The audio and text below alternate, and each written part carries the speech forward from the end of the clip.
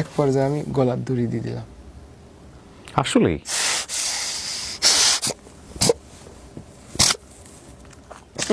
বিসমিল্লাহ।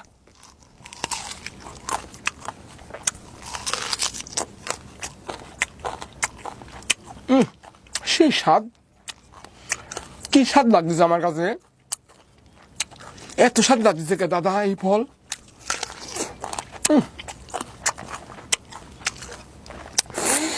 mail.com। ভাই আপনার নামটা বলেন একটু মুখে। আসসালামু আলাইকুম। ওয়ালাইকুম আসসালাম। আপনার নামটা একটু বলেন। মোহাম্মদ মনিরুল ইসলাম।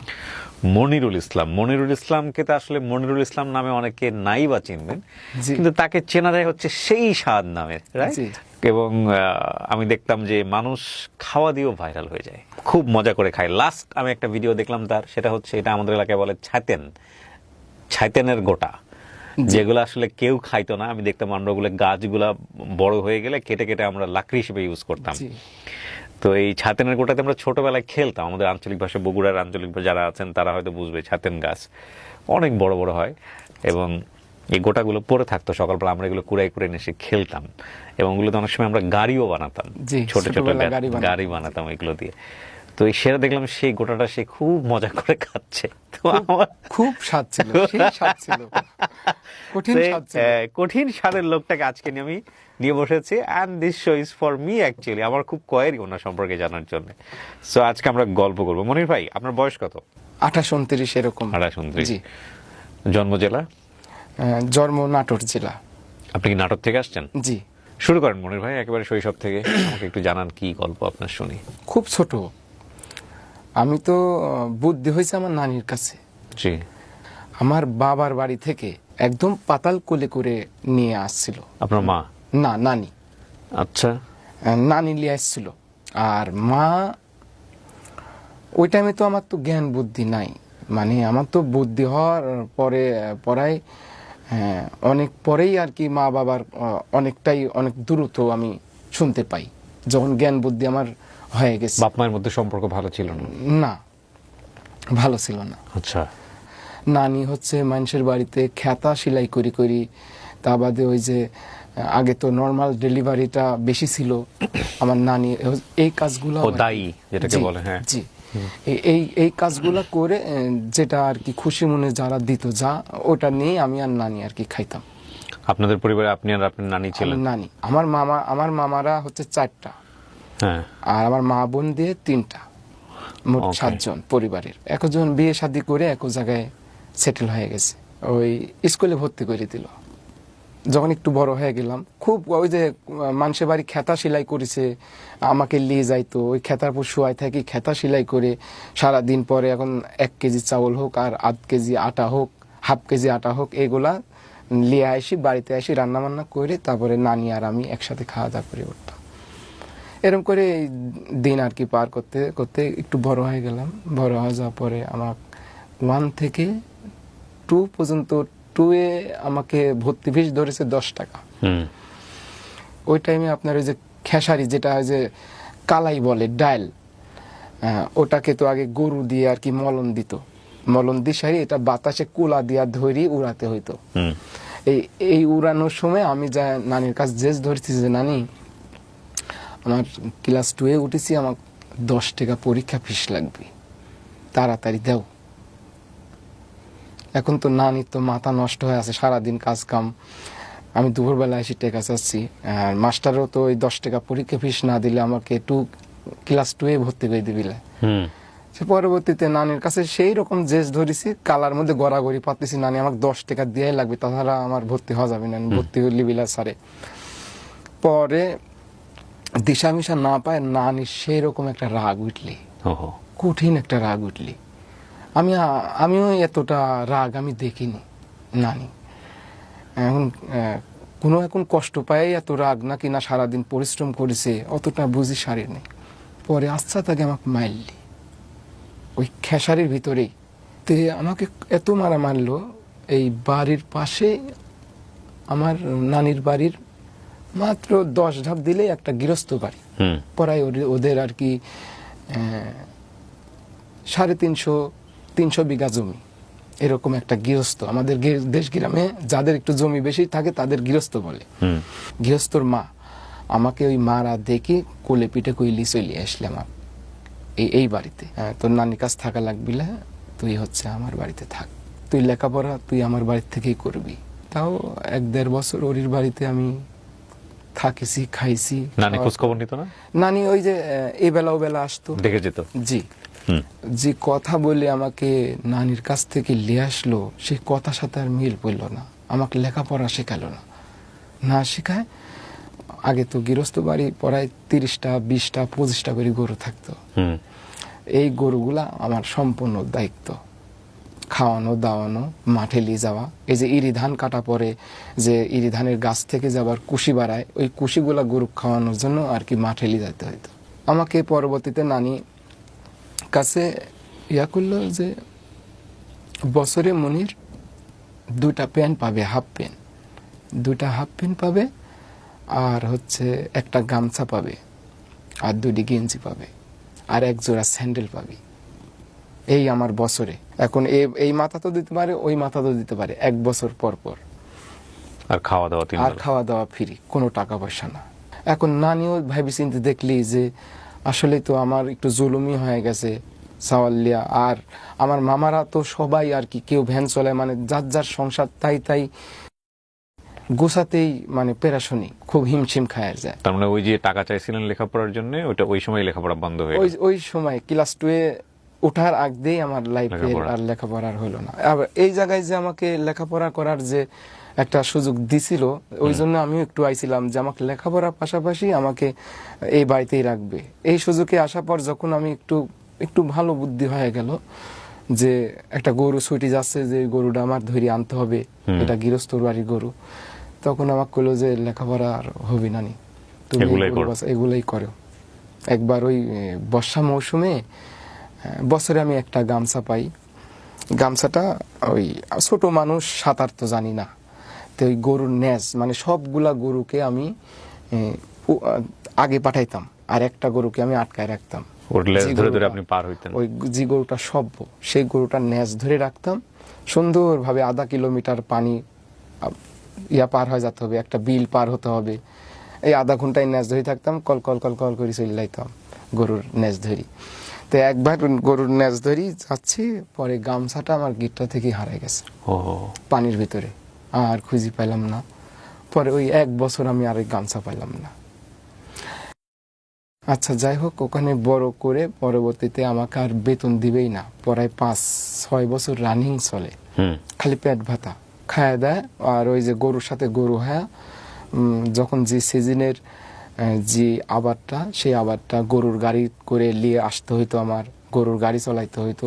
3 মাস, বছরে 3 মাসের থেকে 4 মাস গরু চড়ানি পরে, ওই সকালবেলা ফজরের নামাজের পর আমাকে গরুগুলা সব খুলে দেয়, আর ওই গামছার মাথাতে 2টা আম বান্ধি, আর সাথে এত করা মুড়ি, যেন এটা আমি খায় থাকতে পারি। আর বিল পার হয়ে গেলে তো ওই সারাদিন পর ছাড়া হয় না আসা, ওই মাগরিবের আজান কখনো 7টা-8টা বাজে যায়, এইভাবে আর কি আমি সারাদিন গরুর সাথে।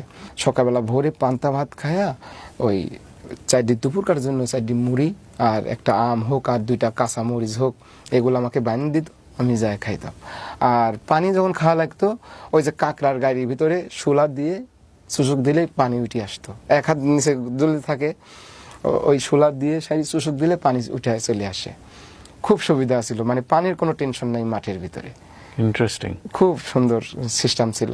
আবার ওই কাঁকড়ার গাড়ির ভিতর যদি আবার এই চারিদিকে দেখতাম যে আগে শামুক টামুক আছে নাকি, যদি না থাকতো এই যে এরম করলেই কাঁকড়ার গাড়ির থেকে পানি উঠি, আর একটা এই সাইডে একটা গর্ত করতাম, ওই গর্ত থেকে এই গর্ত যখন ওভারটেক করে আসার পর আধা ঘন্টা পর ওটা সুন্দর পরিষ্কার হয়ে যায়, তখন দেখা যায় যে উপরে গামছাটা ফেলাই দিয়ে তারপর চুষুক ধরে ওই পানিটা খাইতাম।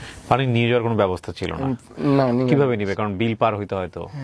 গ্রামে যারা বড় হননি তারা বুঝবেন না বিষয়টা। এটা কি মানে চরের মধ্য থেকে পানিগুলা খাইতে হয়?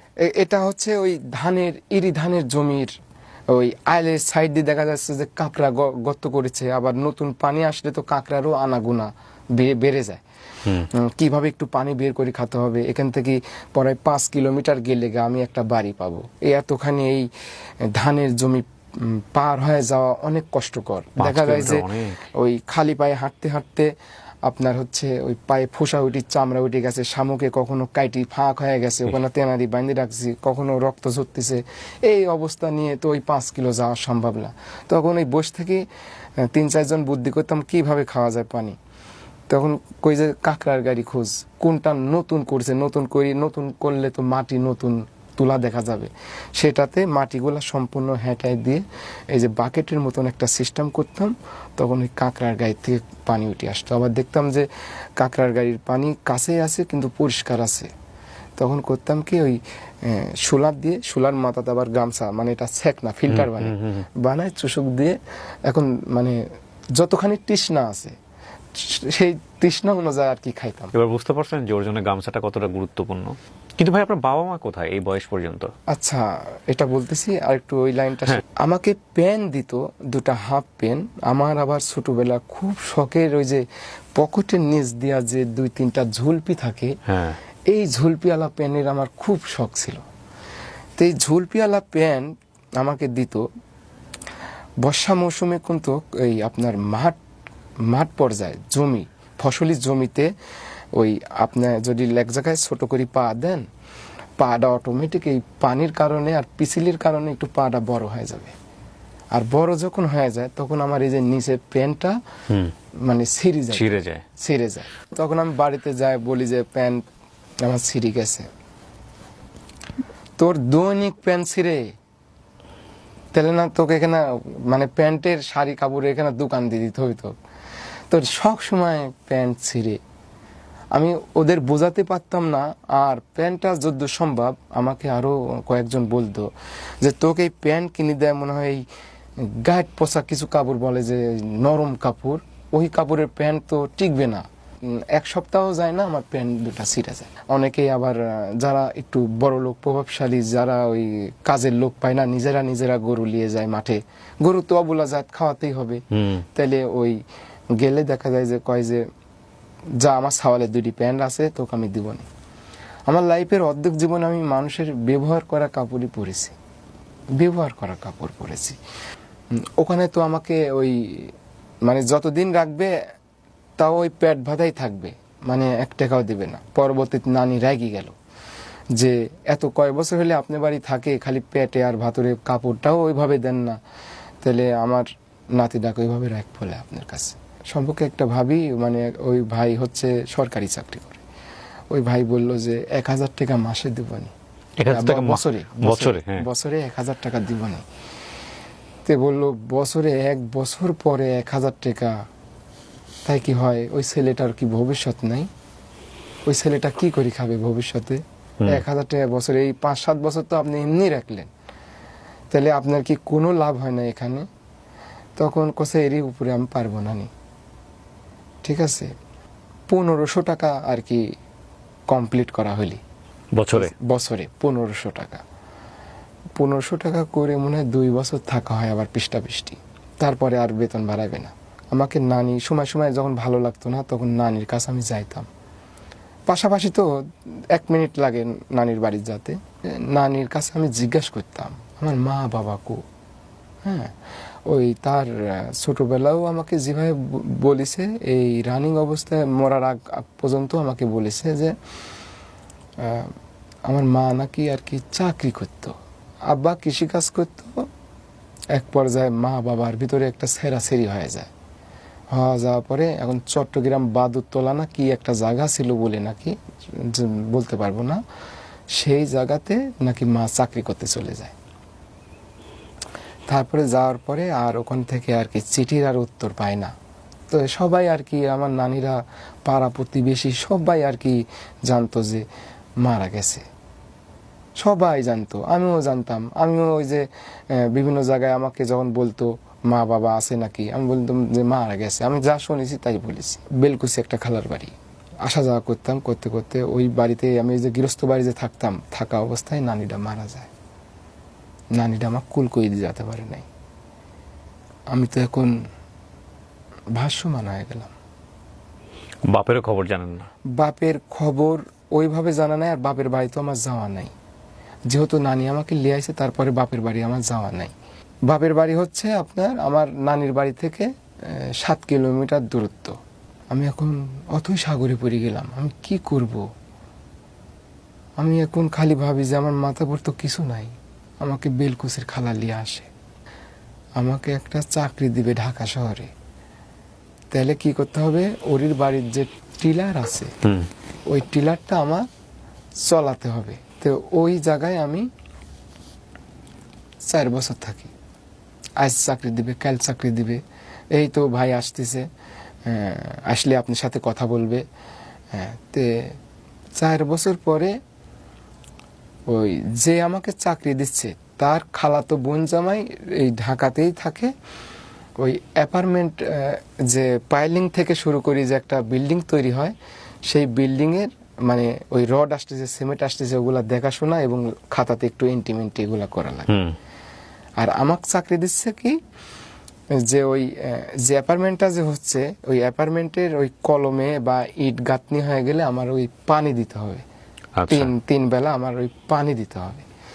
তো এই চাকরিটা আর কি আমাকে ওই 4 বছর ওরি বাড়ি থাকলাম। ওরি বাড়িও একদম নীল, ওই যে কাজ করে দিতাম বাড়ির ছেলের লাগান, মানে আমার কোনো এখানে বছরে কোনো 1 টাকাও আমাকে দিত না। শুধু পেটে ভাতে, শুধু পেটে ভাতে, কাপড়টাও আমাকে দিত না। আমি কিন্তু পোশাক আশাকে অতটা আমি না, আমি খুবই মানে আমি পুরাতন কাপড় চোপড় বেশি পছন্দ করি। এখন আমি নতুন পোশাক করি না। আমি যে আমার এই যে বাড়িয়ালি হচ্ছে এই দুটা 3 বছর আগেই দেখি, 2 বছর আগেই দেখে দিছিল। তো আমি ওই ঈদ ছাড়া আমি আর পড়ি না। এটা ঈদের নামাজ পড়তে গেলে এটা পরে যাই, আর না হলে ধুই ইস্তারি করে সুন্দর করে প্যাকেট করি ওই 1 বছরের মনে থুই দিই। এখন যে আমাকে চাকরি দিল ওর যে খালাতো বোন জামাই যে এই চাকরির যে টেকা লাগবে এটা আমি আর জানি না। আমাকে সেই টাইমে 5,000 টাকা চাচ্ছে, যে এটা হচ্ছে বসদের আর কি অ্যাপার্টমেন্টের যে ইঞ্জিনিয়ার আছে সেই বসগুলাকে আর কি চা পানি খাওয়াতে হবে, 5,000 টাকা লাগবে। তো এখন আমি তো সারা বছরই তো আমি এত বড় হইলাম, আমি 5,000 টাকা চোখেই দেখিনি, আমি কিভাবে দেব? পরবর্তীতে আমি ওই ভাই কইলাম যে ভাই আপনি আপাতত, তাহলে উনি বলবে না যে আমার ভাই 4-5টা বছর থাকিছে, কোনো ব্যাপার না, তাহলে আমি হচ্ছে আপনাকে দিবনি, আপনি চালাইলেন।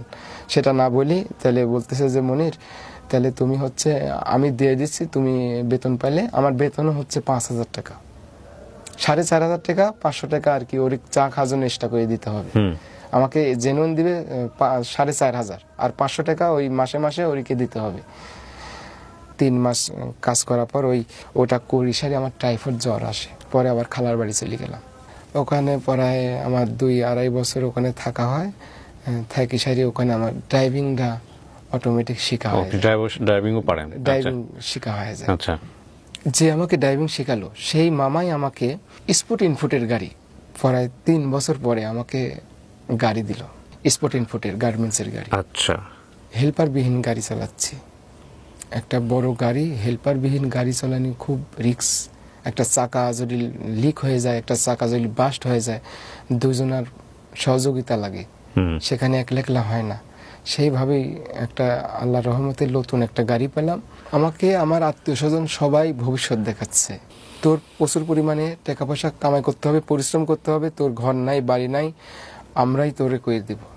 যখন টাকা দিই, যখন টাকা না দিই তখন কোনো খোঁজ খবর থাকে না। যখন টাকা দিচ্ছি তখন সুন্দরভাবে খাওয়া দাওয়া হয়েছে নাকি। আমি যে এই যে 7-8টা বছর আমি এই যে গাড়ির লাইনে ছিলাম, আমি ইচ্ছা গাড়িতেই করেছি, বাড়িতে যাইনি বা ঘর বাড়ি নাই। এখন ঈদের ভিতরে কার বাড়িতে যাব, কার ছেলে মেলে আসলো, তার ঈদগুলা হয়তো বা নষ্ট হবে। এক পর্যায়ে মা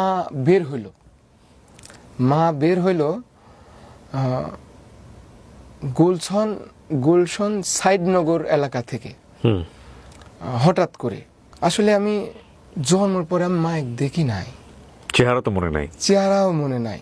মানে মাও আমাকে ওইভাবে মানে একটা আছে না যে আপন করি হাসি হুসরি লিয়া, বা আমি একটু মা বলে একটু কাছে তার ভিড়বো বা জড়া, ওই জিনিসটা আমার আসতেছে না। আমি এক নজর ভাবে আমি তাকায় আছি, যা আমি ভিতর থেকে ভাবতেছি এটা কি আমার মা। আমি এক নজর একভাবে আমি তাকাই থাকতেছি সেইভাবে। যে এটা আমার মা। মামাদের আমি জিজ্ঞাসা করছি এটা কি মা, তোর কি মনে হয়? আমি তো জীবনে দেখি নাই, আমার জন্মের পরে এই ফার্স্ট আমি মাইক দেখতেছি। তে বলছে যে হ্যাঁ এটা তোর মা। তে মার বিয়ে হয়েছিল, একটা বিয়ে হয় ওইদিকে, এখন ছেলে একটা আছে, সেই ছেলে এখন, ওই ছেলের বাপ এখন কি করে অত দূর আমি যাই নাই, আর অত দূর আমি শুনতেও যাই নাই। তবে মা যাই আছে ভালো আছে, মানে ওই ফ্যামিলিতে হয়তো বা যায়। আর আমি যখন মায়ের সাথে দেখা হয়ে গেল, আমি তখন বাপের কাছেও আমি চলে যাই। ওই বাবারও আর একটা ফ্যামিলি হয়ে গেছে। বাবারও যে আমি যাওয়া পরে যে একটা সন্তান হিসাবে বয়, বা আমি তো বাড়ি ঘর করে দিব, বা তুই এখানে স্নেহ থাক, করা, একটু আদর করা, এই জিনিসটা আমি পাই নাই। মানে জাস্ট আর কি আমি একবার সবার থেকে একটা বঞ্চিত একটা ছেলে। এখন মা বাবা যে এই যে বের হইলো, তাহলে এখন আমি কেমনে কই যে আমার মা বাবা সবই আছে, কিন্তু আমাকে পুরো দুনিয়া জানতো বাবা মা মারা গেছে। বাবা মা মারা গেছে। করোনার ভিতরে গাড়ি চালানোর চাকরিটা আমার চলে গেল। চলে যাওয়ার পরে আমি বাড়িতে চলে গেলাম, খালার বাড়িতে কৃষিকাজ আবার পুনরায় শুরু করে দিলাম। তে আমার ওই ছোটবেলা খুবই দুঃখ কষ্ট নিয়ে মানুষ হয়েছি। ওই যে নানি আমাকে এটা ওটা আইনি খাওয়াইতো, ওই টাইমে আমার ওই কাঁচা তরকারি আমি খাইতাম।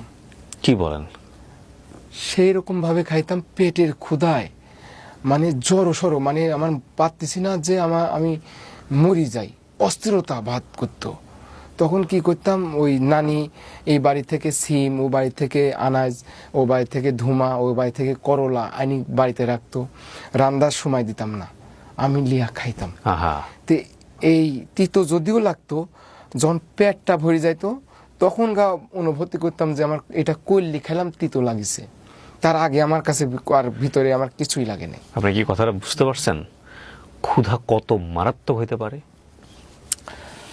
আমার এই নানি যখন এই আনতে পারতো না, তখন আমি এই গাছের ফল, মানে যেটা আসলে খাওয়ার উপযুক্ত না কিন্তু ফল ধরে আছে, সেটাই আমি খাচ্ছি। আমি খাই, আমার আগে মেইন কথা হচ্ছে আমার পেটের ক্ষুধা আগে মিটাতে, এটাই হচ্ছে কথা। আমার এই যে কাঁচা, এই যে যেটা কোটা বললেন না, বাটুল, আমাদের গ্রামে আর কি বাটুল বলে, এই বাটুলটা আসলে খুব সুস্বাদু। আমাকে যদি এখন দেয়া যায় 1 কেজি মতো, আমি এখন ওই গাছের কথা এখন মনে পড়তেছে।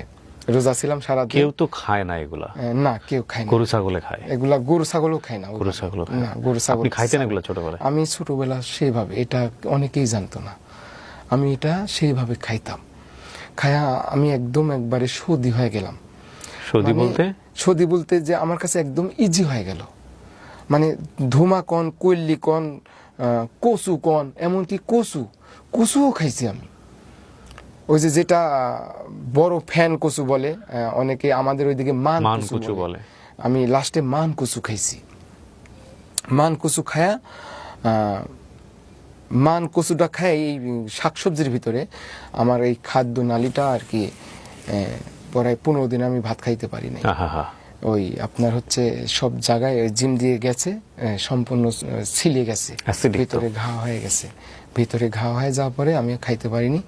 পরবর্তীতে আমাকে ওই ডাক্তারে বলল যে তোমার হচ্ছে নরম যাও, একবারে পানি পানি ফ্যান, সোজা কথা চামচ দিয়ে দিলে যেন গলা দিয়ে কোনো রকম জানটা যেন একটু বাঁচে, এরকম করে তোমার 15 দিন চলতে হবে। তখন আমি আর কি ওই কচুটাতেই আমার একটু এফেক্ট করছিল। তাহার যত আমি কাঁচা তরকারি খাইছি, আমার কোনোটাতেই আমার মুখের স্বাদ কাড়ি নিতে পারে নাই। সবগুলা খাবারই সেই স্বাদ লাগেছে, এক কথায় প্রচুর পরিমাণে স্বাদ। আমি যখন চাকরি ছেড়ে বাড়িতে চলে গেলাম, তো বাড়িতে চলে যাওয়ার পরে তো আমার একটা কাজ করতো যে আমি, সবাই নাচ করে, গান করে, বিভিন্ন মডেলিং করে, তো আমার তো সব থাকলে আসলে আমি যে ফ্যামিলির একটা ছেলে, আমাকে ওসবে মানাবে না। তো আমি কি করব, আমি কাজের পাশাপাশি আমি যে কাঁচা যে খাবারগুলো খাইতে পারি, এগুলো আমি খাবো, আর আমি বলবো সেই স্বাদ, এত স্বাদ কি জন্যে, আমার ভিতর থেকে এটা। তো আসলে কি এটা রান্না করার পর স্বাদ লাগবে, যেটা তিতো জিনিস সেটা তিতো ফ্লেভারে স্বাদ লাগবে, কিন্তু আমার কাছে A to Z সব স্বাদ লাগে। এইরকম একটা প্লেন আমার ভিতরে আসলো। তো এটা টিকটকে করতাম, তো টিকটক করতে লাগি আমার ওই খালার বাড়িতে একটা স্টুডিও, অনেক স্টুডিও নামে একটা দাদা, সেই দাদা আমাকে বলে যে আচ্ছা মনির, তুমি তো এগুলা সবই তুমি খাইতে পারো, বা টিকটক যেহেতু করতেছো এগুলাই তুমি হচ্ছে একটা পেজ করো, একটা ইউটিউব করো, ইউটিউব পেজে ইউটিউবে এগুলা ছাড়ো, তাহলে তোমার একটা এটার থেকে নাকি টাকা পয়সা ইনকাম করা যায়। যা খাই তাই আমার ওই মানে ভাইরাল হয়ে গেল। আমি ভাইরালও বুঝি না যে ভাইরাল হয়ে যাওয়া মানে কি, মানে বেশি মানুষ চিনে না কি, মানে কি, মানে এক কথা আমার এখন আমার ভয়েস দিয়ে সবাই কপি করা শুরু করে দিল। তখন আমি ইউটিউব পেজে আপলোডও আমাকে শিখাই দিল। আমি তো লেখাপড়া তো আমি জানি না, তাহলে আমার এগুলা শিখাই দিলে আমি আবার ঠিক আছি। তো এভাবে করতে করতে এতরে খালারা আমার মেয়ে দেখতেছে, ছেলের বয়স হয়ে যাচ্ছে, একটা বিয়ে শাদী দিতে হবে। তো পরবর্তীতে খালার বাড়ির পাশে আর কি আমাকে একটা বিয়ের একটা পরামর্শ তাদের ভিতরে চলে। 1 মাস পরে আমার আইডিটা হ্যাক হয়ে যায়, ফেসবুক পেজ 3.5 লাখ ফলোয়ার হয়েছিল। সে আমাকে বলছিল টিন সার্টিফিকেট তৈরি করতে 2000 টাকা লাগবে। আমি 2000 টাকা পাঠাইছিলাম। পাঠানোর পরে সে টিন সার্টিফিকেট করেছে ঠিকই তার নামে করি, এ টু জেড সব কিছু, তার মনিটাইজেশন যে পেজটা আইছে সম্পূর্ণ তার নামে করছে, সে পেজটা নিয়ে নিছে। 1 মাস পরে পেজটা আর অলরেডি আর নাই, সেও খুঁজে পাচ্ছে না। তো এখন পেজটা এখন সেও বলতেছে হ্যাক হয়ে গেছে এরকম। তখন আমি একটা ভালো একটা মানে আমি একটা মানে মৃত্যুর একটা দিকে আমি অগ্রসর হতেই আছি। আমি প্রতিটা ধাপে ধাপে মৃত্যু প্রহর গুনতেছি, তার ভিতরে আমি একটা মৃত্যুর একটা ধাপের ভিতরে চলে গেলাম। কিরকম? যে চোখ বুঝি ভাইবি দেখলাম ছোটবেলা থেকে বাপ মার আদর স্নেহ থেকে বঞ্চিত, নানি মানুষ করলো, কচু ঘেঁচু খায়, কাঁচা শাকসবজি খায়, যেমনি হোক মানুষের বাড়িতে থাকি, গরু বাছুর চলায়, এই পর্যন্ত আইছি। এই পর্যন্ত আসা পরে যখন একটু আমি অনলাইন জগৎ নিয়ে সব জায়গায় তো আমার হয়ে গেল পরিচিত, তে এখন একটু অনলাইন জগতে আসি সারি আমার আইডিটা হ্যাক হয়ে গেল। এখন আমি মৃত্যুর প্রহর গুনতেছি। মানে আপনার মনে হচ্ছে যে বেঁচে থাকার অর্থটা কি? আমার আর বেঁচে থাকার আর ইচ্ছাটা শেষ। আমি যে ডাল ধরতেছি সেই ডালই ভেঙে যাচ্ছে। চাকরি হারালাম, সবকিছু হারালাম। মানে আমি আসলে মানুষটা আমি একাই হয়ে গেলাম। এরই ভিতরে আমার কোনো ভবিষ্যৎ নাই, কোনো ক্যাশ নাই। এক পর্যায়ে আমি গলার দড়ি দিয়ে দিলাম। আসলেই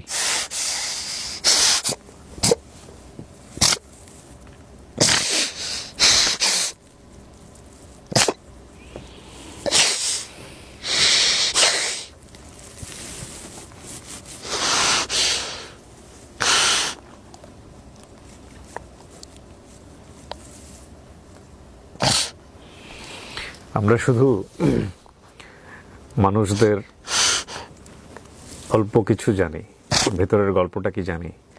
কত মানুষকে হাসিয়েছে এই কাঁচা সবজি খেয়ে,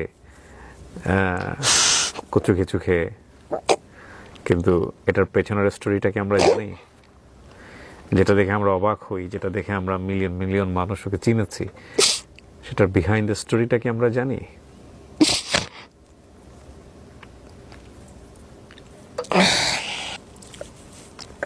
গলায় দড়ি দেওয়ার পরে পানি সবাই টের পেয়ে গেছিল, আমি গলা মানে দড়িটা ছিঁড়ে গেছিল। ছিঁড়ে যায় সবাই আর কি পানি চুনি দিয়া, পরবর্তীতে স্যালাইন মেলাইন করি আমি আর কি সুস্থ হওয়ার পরে খালারা বলতে লাগলি যে এরিক বিয়ে শাদী দিয়ে আমার বাড়িতে রেখে দিই। তে এরই মধ্যে আমার আইডিটা চলে গেল। এরই মধ্যে ইউটিউবটা ফাইন আগাতে লাগছিল।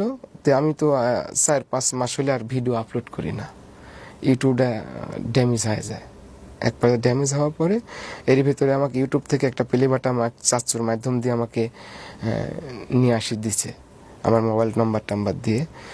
পরবর্তীতে আমাকে আর কি খালা বাড়ির পাশে বিয়ে করা দেয়।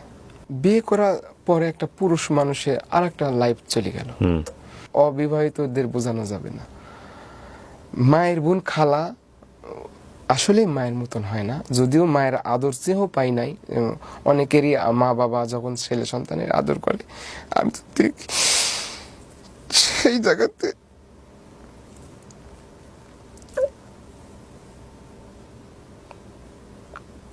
সেই জায়গাতে আমার 3 মাস বিয়ে করার পর 3 মাস আমি থাকতাম।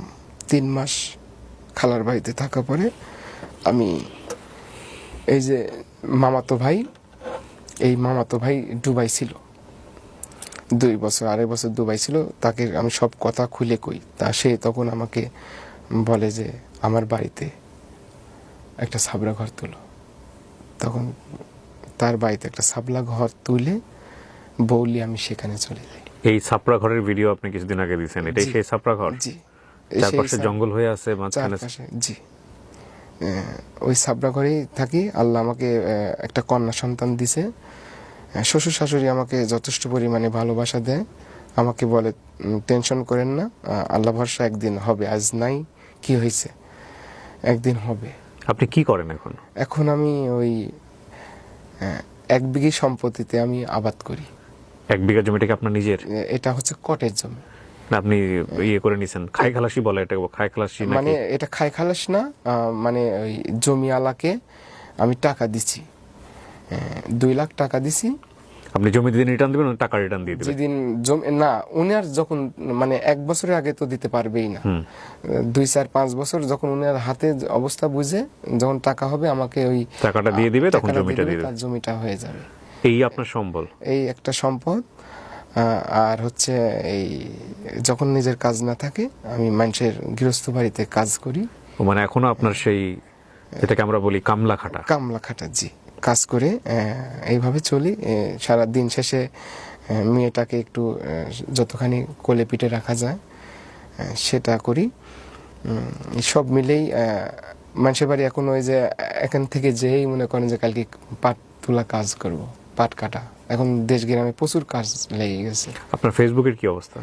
কি নামে আছে আপনার আইডিটা? আমার আইডিটা এমডি মনিরুল ইসলাম, সেই ব্যাকেটে সেই সাত ব্লগ, পেজ না পেজ, আচ্ছা, সেই সাত ব্লগ। এরই ভিতরে মানে অনেক আমার মুখটা তো চেনা হয়ে গেছে, আমি তো মানে সবার কাছে একটা পরিচিত। তো সেই জায়গায় থেকে আমি আবার নতুন করে যখন শুরু করলাম, যারা পুনরায় যে পুরাতন যে ফেক পেজগুলা ছিল, এই ফেক পেজগুলাতে পুরাতন ভিডিও ছিল এবং আমি নতুন আপডেট যে দিচ্ছি এগুলাও পাচ্ছে, এগুলা ডাউনলোড করে করে ফেক পেজগুলাও মনে করেন যে অনেক বড় বড় আইডি হয়ে গেছে অনেকেরই। তার মানে হ্যাঁ, আমরা এখন ওর যে কন্টেন্টগুলো দেখি সেগুলো কিন্তু পুরনো কন্টেন্ট, নতুন খুব একটা দেখা যায় না। হ্যাঁ, আপনি ভিডিও দেন নিয়মিত? ভিডিও ওইভাবে নিয়মিত দিচ্ছি না। ভেরিফাইড করছেন? জি, ভেরিফাইড করে ফেলছেন? জি। এখন এটা কার তত্ত্বাবধানে আছে? এখন আপনার তত্ত্বাবধানে? সম্পূর্ণই আমার তত্ত্বাবধানে। Very good, very good. আর ইউটিউবটা এই যে 5-6 মাস যে আমি ভিডিও ছাড়ি নাই, আল্লাহর রহমতে অটোমেটিক 7 লাখ পার হয়ে গেছে সাবস্ক্রাইবার। জি, মাশাআল্লাহ, 7 লাখ এমডি মনিরুল ইসলাম, 7 লাখ সাবস্ক্রাইবার ইউটিউবে অনেক অনেক। ওটা 7 লাখ পার হয়ে গেছে। তো আপনি কত টাকা পয়সা ইনকাম করতে পারছেন? ইনকাম করতে পারি নাই, ওই যে আমার মাইনাসের জায়গায় থেকে মাইনাস হয়ে থাকার পরে আমি ওই জাস্ট ইউটিউবেই 40,000-45,000 টাকা পাইছিলাম। এই তো, এটা না অনেক সাবস্ক্রাইবার, তো ভেরিফাইড হয়নি কেন এখনো? এটা ভেরিফাই হয়ে গেছে না? জি, এখন ওই আমার একটু ওই আইডিটা একটু ফিউজ হয়ে, আর ওই যে আমার জি স্যার, জি এমডি মনিরুল ইসলাম। হ্যাঁ জি স্যার, আপনি ওই যে যেটা করলে আপনারা খুঁজে পাবেন @, আমি দিয়ে দিব, এটা আমি স্ক্রিনে দিয়ে দিব, আপনারা দেখবেন, সাবস্ক্রাইব করেন। হ্যাঁ, অনেক জিনিস তো আপনারা সাবস্ক্রাইব করেছেন, ওরটা একটু সাবস্ক্রাইব করেন, এমডি মনিরুল 931, ঠিক আছে? ওখানেই দেখেন স্যার, আমার ইউটিউবে 5 দিন আগে দিয়েছে একটা ভিডিও, 10 দিন আগে। হ্যাঁ, ইউটিউবে একটা লিংক দেওয়া আছে, দেখেন ইউটিউবে আইডির ভিতরেই দেখেন ফেসবুকের লিংক আছে স্যার। আচ্ছা, ফেসবুকেও লিংক ওখানে পাওয়া যাবে না? জি। তো মনির ভাই, বয়স তো খুব বেশি না, জি স্যার। জীবনটা এভাবে চলে গেল না, এই জীবনের দিকে যখন তাকান পিছন ফিরে তখন খারাপই লাগবে, এটাই স্বাভাবিক। কিন্তু আপনার তখন একটা মেয়ে হয়েছে, হ্যাঁ, মেয়েটার বয়স কত? 5.5 মাস। আপনার ভিটামাটি বলতে গেলে ওই ছাপড়া ঘর? ভিটামাটি নাই, এখন মামার বাড়িতে আশ্রয় নিয়ে আর কি। ওই ছাপড়া ঘরটাও মামার জায়গা? জি, ওইটা মামার জায়গা। এখন আমার জায়গা বলতে একবারই ভাষ্যমানে আছি। আচ্ছা, ভাষ্যমানে আছি, এইগুলা করি। আত্মীয় মানে পাড়া প্রতিবেশীও একটু মানে একটু বাজারঘাটেও আমি বেড়াতে পারি না, সবাই চিনে। মানে চিনে বলতে তা বাদে আমাকে একটু দেয় বেশি এমনি। হ্যাঁ, আমার গ্রাম ছাড়া যদি আমি একটু ফাঁকি বের হই, অনেক ভাইজানেরাই অনেকভাবে সম্মান দেয়, কাছে ডেকে নেয়। কিন্তু আমার মহল্লা টুক্কার ভিতরে মানে আমাকে ওই যে কাঁচা তরকারি খাই জন্য খুব একটা ওইভাবে পাত্তা দেয় না বা দেখতে পারে না।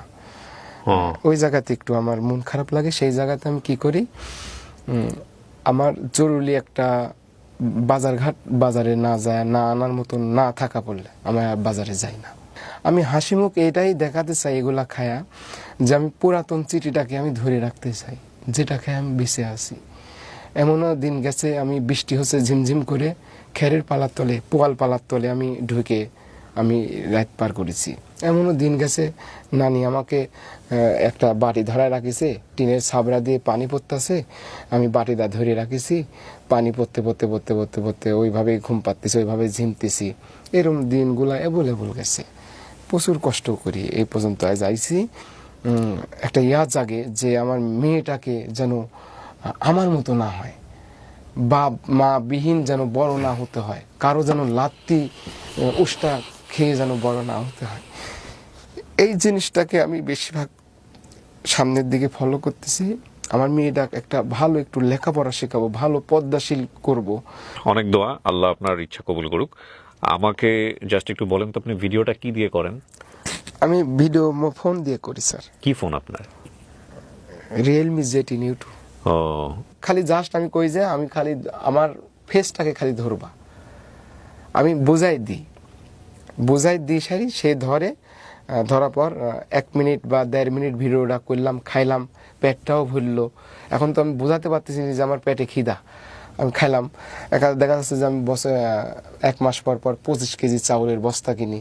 ওটাও দেখা যাচ্ছে যে আমি যদি নিজে কামাই করে খাচ্ছি, তো দেখা যাচ্ছে যে আমার আধা কেজি চাউল যদি সারাদিনে 1 পোয়া চাউল যদি কম লাগে আমার সংসারে, তাহলে চাউলটা তো আর একটু দীর্ঘ হইলো, 1.5 মাস চলে গেল। তাহলে দেখা যায় যে আমার পেটটা ভরলে তো আর আমার খাওয়ার টেনশন নাই।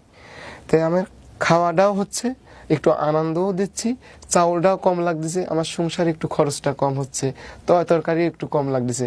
আমার গিন্নি যেটুকা রান্না করে সেটুকা খায়, 2 বার খাচ্ছে, 1 বার খায়, বেঁচে গেলে আবার খাচ্ছে। দেখা যায় যে এইভাবে আমি ফাইনভাবে একটা সংসার আমার চলে যাচ্ছে। কিন্তু আপনারা ভিডিওতে কি দেখেন? আপনারা ভিডিওতে দেখেন কেউ যে আসলে কাঁচা তরকারি খেয়ে ফাজলামো করতেছে। হ্যাঁ, জীবনকে জানার জন্য একটা মানুষের খুব কাছাকাছি যাওয়া দরকার। আমি হচ্ছে আপনি যদি লেবু খান টক, আমার কাছে স্যার মানে মেন কথা স্যার, সবকিছু অভ্যাসে মনে হয়, আসলে আমি বোঝাতে পারবো না স্যার। আমার কাছে এত স্বাদ লাগে স্যার, লেবু কন, তেঁতুল কন, কল্লি কন, ধুমি কন, শসা কন, মানে কাঁচা যে তরকারিগুলো রান্না করে খাওয়া যায় সেই তরকারি আমার রান্না করা লাগেই না। কিছু কিছু সময় দেখা যাচ্ছে যে আমি যে কৃষিকাজ করতেছি সেই ফলটা আমি করি নাই, আর এক কৃষক করেছে, সে আমাকে ডাক দেয় যে মনির, আমাকে প্রায় 20 জন ডাকি রাখছে। কেউ বলছে যে আমি সৌদি আরব থেকে খেজুর গাছ আনিছি, খেজুর ধরেছে, পাকলেই ডাক দেব। কেউ বলছে যে শাকরোল, কাঁঠালের মতো ছোট ছোট ওই ফলটা রান্না করে খাওয়া যায়, এটার জন্য আমাকে গেল হাটে ডাক দিছে যে আমার জমিতে আসো। অনেকেই তে আমার এখানে একটাই থাকে, আমি তো বলতে পারি না যে আমি পেটের খিদেটা এখনো নিবারণ করি বা আমার বাড়িতে চাউলটা কম লাগে, এটা তো আমি ওপেন করতে পারি না। দেখা যায় যে এটা তো আমার খাওয়া কমপ্লিট হয়ে গেছে, আমি খাইতে পারি, আমার পেটটাও ভরে গেল, বাড়িতে চাউলের অংশটা কম লাগলো, আমি 25 কেজি বস্তা চাউল কিনি। দেখা যাচ্ছে 2 মাস পরে আমার 1 বস্তা 25 কেজি চাউলের বস্তা একটা কিনলে আমার আর 2 মাস কোনো টেনশন নাই। আমি হাবিজাবি খায় আমার পেটটা ভরে গেলে আমার শান্তি, ঠান্ডা। মনির ভাই, আমার আজকে আপনি এখানে আসবেন সেজন্য আমি অফিসের একজন কলিগকে দিয়ে এইগুলা আপনার সাথে কথাও বলেছে, বাজার করে নিয়ে এসে রাখছিলাম যে কাঁচা জিনিসগুলো আমি আপনাকে দিয়ে টেস্ট করাবো। কিন্তু আজকের অনুষ্ঠানে আপনি আমাকে এমন একটা মুডে নিয়ে গেছেন, আমার না আসলে আর এটার ইচ্ছা নাই। না স্যার, ব্যাপার না, আপনি দেন, আমি খেয়ে দেবো, আমার কাছে ব্যাপার ইচ্ছা নাই। আমি আপনাকে বলি, সেটা হচ্ছে আমি যদি এটা এমন হতো, এই গল্পটা আমাকে যদি এরকম ফিল দিত যে এটা একটা আনন্দ জায়গা থেকে হয়েছে, আপনি আসলে পারেন, এই টেস্ট থেকে হয়েছে এবং সেই আনন্দের জায়গাটা আমরাও আনন্দ নিচ্ছি, সেটা নিয়ে আমার কোনো সমস্যা ছিল না। কিন্তু আপনার এই কাঁচা সবজি খাওয়ার গল্প, যে হৃদয় বিদারক গল্প, যে জীবনে একদিন পেটের ক্ষুধায় পেটের ব্যথা অনুভব করেছে, সে হয়তো কিছুটা বুঝতে পারবে, আদারওয়াইজ আজকের এই গল্পটা বোঝা সম্ভব না। ওর মতো কন্টেন্ট ক্রিয়েটর যারা, ওর মতো মানুষ যারা এই ভিডিওগুলো থেকে নিজেদের ভাগ্য পরিবর্তন করার চেষ্টা করেন, যেসব চোর বাটপার এদের কন্টেন্ট চুরি করেন, এদেরকে নিয়ে আমার কোনো বক্তব্য নাই। এই যদি একটু লেখাপড়া জানতো তাহলে হয়তো ওর জীবনটা ওই যে প্রথম যে একটা খেয়ে সেই স্বাদ বলেছিল, ওই একটা ভিডিওতেই চেঞ্জ হয়ে যেত। একটা ভিডিওতে, আমি বলছি আপনাদেরকে, হয়তো আল্লাহ চেঞ্জ করে দিত। কারণ ওর লেখাপড়াটা জানা ছিল না, যে কারণেই ও আগাতে পারে নাই। ও বারবার ধরা খেয়েছে, ওর পেজটা চুরি হয়ে গেছে, ওর ইউটিউবে সমস্যা হয়েছে, এবং এই সুযোগটা নিয়েছেন কিছু চোর বাটপার বদমাইশ, যারা অনলাইনে বিভিন্ন মানুষজনের কন্টেন্ট চুরি করেন, চুরি করে $200-500 কামান। পৃথিবীতে বেঁচে থাকাটাই একটা সম্ভাবনা, বুঝতে পেরেছেন? আপনি সুস্থ আছেন, আল্লাহ আপনাকে এখনো সুস্থ রেখেছে, দুটো হাত দিয়েছে, দুটো পা দিয়েছে, আপনি এখনো পরিশ্রম করার সামর্থ্য পান। জি স্যার। কুরবানির ভিতরে আমাকে অনেক জায়গা থেকেই গোস্ত দিছিল, ওগুলো আমি খাই নাই।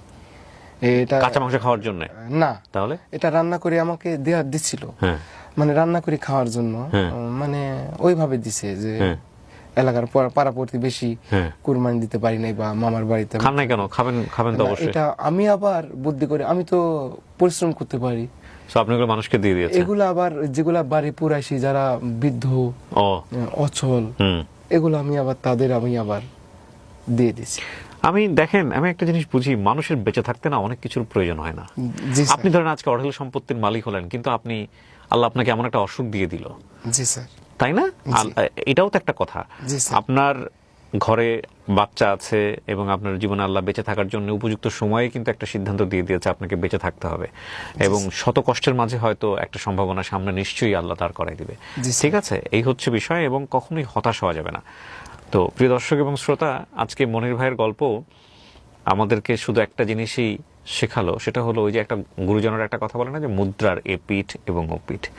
যারা ওর এই করলা খাওয়া, লেবু খাওয়া বা অন্যান্য যে বিষয়গুলো আছে, এগুলো চাবানো দেখে আপনাদের মনে হতো যে ও আসলে ফান করতেছে। ডেফিনেটলি এটা একটা বিশেষ কোয়ালিটি, কিন্তু এই কোয়ালিটির জন্মটা কিভাবে হয়েছে সেটা যদি আজকের অনুষ্ঠান অনুভব করে থাকেন, তাহলে আমরা বুঝবো যে না, আমরা আসলে যা পোট্রে করতে চেয়েছি তা আমরা পোট্রে করতে পেরেছি। মনির ভাই, অনেক ভালো থাকেন। আপনি তো নাটোরে ফিরে যাবেন, কালকে আবার সেই মাঠে গিয়ে কাজ করতে হবে। স্যার, ওই যে আপনি কি আনছেন একটু খাই আপনি। না, আমি চাচ্ছিলাম না। একটু টেলিফোন করেন। হ্যাঁ, না সমস্যা নেই, আপনাকে আমি ইজিলি একটু খাওয়াই দেখাই দিয়ে যাই স্যার। আমি জানি আপনি পারবেন। না, আমার খাইতে ইচ্ছা হবে না স্যার, আপনি দেখেন আমার খাওয়া। আপনি খুশি মনে দেখাতে চাইলে আমি নিয়ে আসতে পারি, বাট আমার আসলে এমন গল্প, জি, এটা হচ্ছে করলা। স্যার আমার খাওয়া আজকে দেখবে। এটি হচ্ছে কল্লি, গ্রামে বলে, শহরে করলা। হ্যাঁ, কল্লি, তিতো উস্তাও বলে। এটা লেবু, কত লেবু, কয়দিন আগে লেবু খেলাম, কোনো ব্যাপার না আমার কাছে। মরিচ, এটা হচ্ছে কুড়ি কচু না স্যার, এটা আমার খুব পছন্দের একটা সবজি।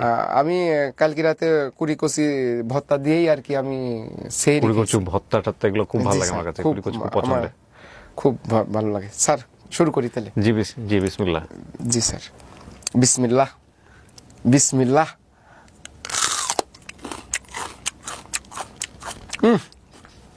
সেই স্বাদ।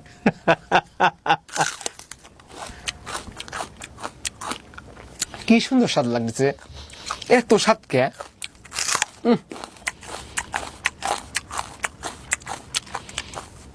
সেই স্বাদ লাগতেছে আমার কাছে।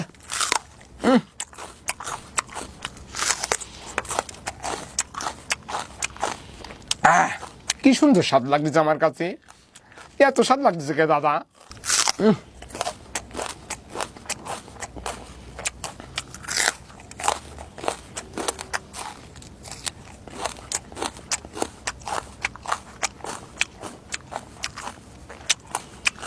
দাদা এটা কি ফল দাদা, এত বড়? বিসমিল্লাহ।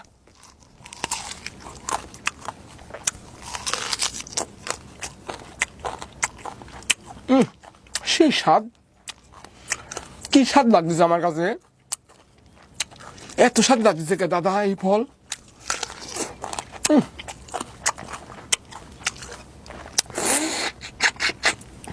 সুন্দর স্বাদ।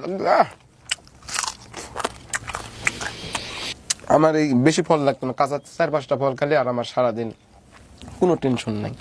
কেউ আমাকে বলে নাই, হ্যাঁ আমার আত্মীয় স্বজন যাই আছে কখনো বলে নাই যা এক গাল আমার বাড়িতে ভাত খায় যা।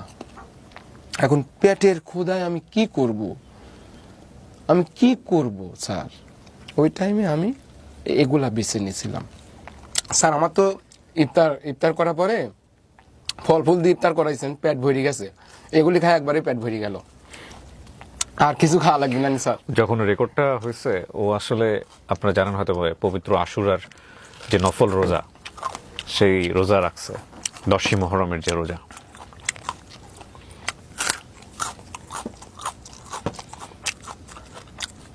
আপনার ভাতের সাথে থেকে